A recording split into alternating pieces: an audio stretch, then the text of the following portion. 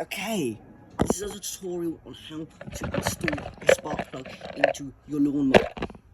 Get your spark plug, get your lawnmower, twist it in. Oh, you attempt to twist it in. This is a new spark plug, my one broke. Oh, I broke it. And my lawnmower has no fuel in it, so don't expect it to start.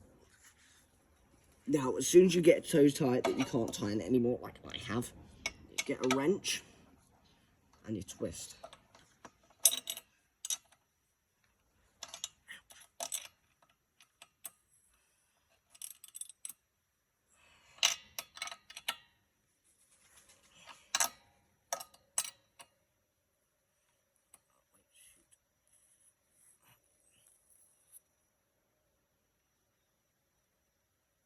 That's torque to the max. I can't get it off. Now, once you've got that on, you're gonna need to get your ignition coil on, as one has done. That's as tight as that will go on. Now, you'll probably need to start your lawnmower.